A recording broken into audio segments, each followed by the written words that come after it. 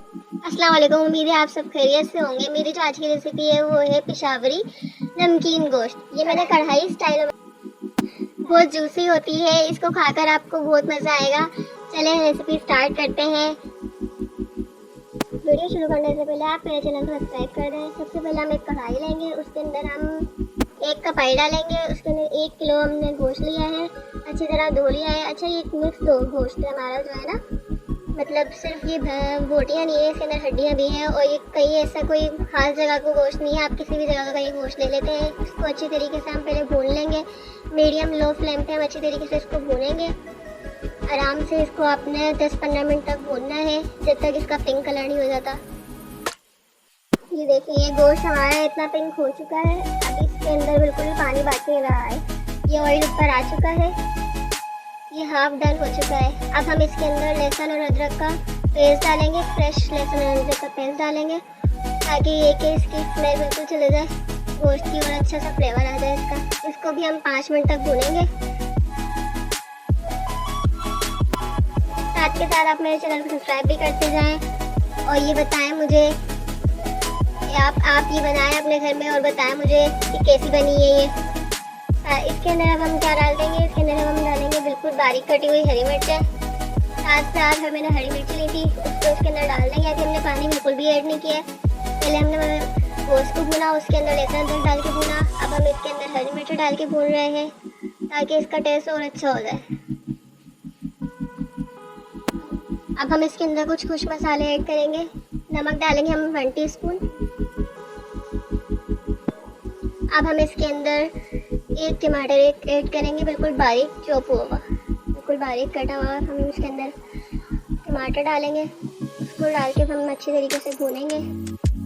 इसका मतलब कि हमने इस कढ़ाई को बिल्कुल भी पानी नहीं डालना है और इसके अंदर अच्छी तरीके से बस पहले भुनाई करनी है सारी चीज़ों की, ताकि ये गोश्त के अंदर से बिल्कुल सारी स्मेल निकल जाए और अच्छा से हमारी कढ़ाई अच्छी से बन के तैयार हो जाए। अब हम इसके अंदर भुना कुटा धनिया ऐड करेंगे। इसको हमने पहले अच्छी तरीके से भून लिया था, फिर इसको कूटा है, ताकि ये कि इसका टेस्ट जो है वो अच्छी तरीके से डेवलप हो जाए।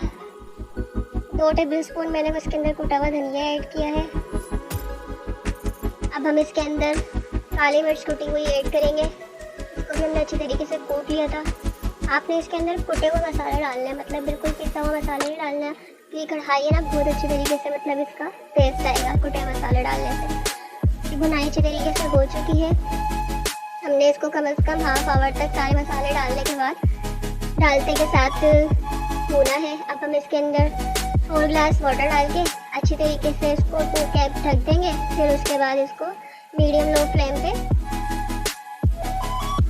55 से 60 मिनट्स तक इसको अच्छी तरीके से पकने देंगे, इसको अच्छी तरीके से। अब ये अच्छी तरीके से पक चुका है, इसमें पकते हुए 1 घंटा हो गया है। अब इसमें अच्छी तरीके से ऑयल छोड़ और गोश्त अच्छे से गल चुका है। आप देख रहे हैं इसका टेस्ट कितना अच्छा आ रहा है।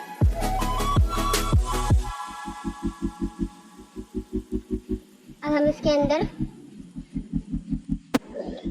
1 नींबू का रस ऐड करेंगे इसके अंदर। उसके बाद हम इसके अंदर पिसा हुआ गरम मसाला, इसको 5 मिनट तक हम दम पर रखने के बाद इसको हम डिश आउट करेंगे। ये हमारी बिल्कुल डन हो चुकी है।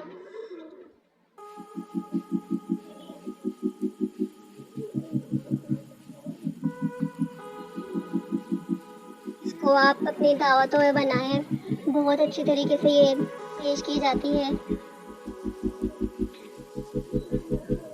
मेहमानों के सामने रखें, ईद पर ख़ास तौर पे बकरा ईद की बहुत मशहूर डिश है ये नमकीन गोश्त। बहुत ज़्यादा खाने में आता है ये। पेशावर में तो लोग बहुत पसंद करते हैं।